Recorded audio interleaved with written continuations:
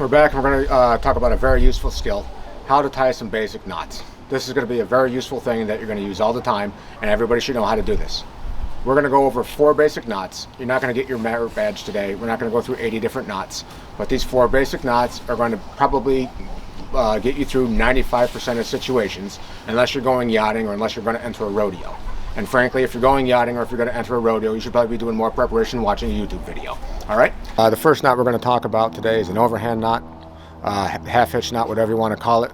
It's a very simple knot in and of itself. It's not very useful, but what you're going to want to do is you're going to see how it works together with other knots. You simply take the end of your rope and you put it over the other side, flap back in, and you're going to see that you're going to get that pretzel shape right there. And that's all there is to it, right? Second knot we're going to talk about is a square knot. A square knot can be used to tie something down or to fasten 2 ends of a rope together. If you needed to splice 2 short pieces of rope to make a longer rope, for instance. All you do is you cross them left over right and go under, and then you go right over left. And you can see the difference of a square knot. See how that slides evenly? And then this is where your overhand knot comes in. Just kind of loop it around there, and you make that little pretzel knot that we talked about last time, right on the ends, with those little loose pieces of rope that are hanging out. And now that knot's not backing out. All right, the next knot we're going to talk about is called a figure 8. It's how to put a loop in a piece of rope. Very handy knot for many different things.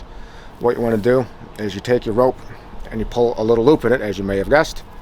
You take that around and you go over, and then you come back under, right? And then as you can see, you see how it gets the name the figure 8 knot, right? What you don't want to do, you want to make sure you do it twice. Don't just go over, right? See how that looks differently? That's a figure 4 or something. I don't know what that is, but that's not a figure 8, right? That's only half a knot. You want to go over and then under and then back up through. And then you got that little loop, right? And this is very handy for a lot of different things if you needed to clip something onto it, right?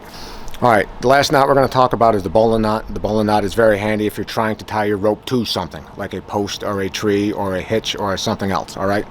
So what you do is you take your rope and you kind of just put it around and you flip it up like that, and you should have something that looks like this, all right? And then you're going to go with a handy pneumatic device. The rabbit comes out of the hole, runs around the tree, and then goes back into the hole. And then you pull it tight. And that's how you do your bowline knot. All right, I'm going to try to do that one more time. I know that this is probably the most complicated of the knots we've gone over, but it's pretty easy once you get the hang of it. Take it, flip it around.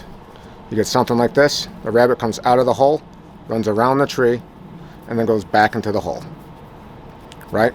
And then with this little piece of string that's hanging over, what can we do with that? We can put a half hitch in there, just to make sure that knot doesn't come out. Okay, here's a good application of the bowline knot. Like I said, if you wanted to tie, probably most of us aren't hitching our horses up the post anymore, but if you're trying to tie something down to a truck and you had a loop, again, it's so simple. Flip it around, the rabbit comes out of the hole, runs around the tree, and then goes back into the hole, like that. And that's how you just tie something to a hitch real quick. All right, one final application of the bowline knot. I'm going to add a word of caution here, though. You can tie it around yourself, all right? There might be an emergency situation where you need to do it. Do not do this to tie yourself off if, for example, you're working on your roof. You're going to hurt yourself. If you're working up at a height, there are special harnesses and lanyards that are made specifically for that. They have shock absorbers in, they have cushioning so that you don't crush arteries or pinch arteries, all right?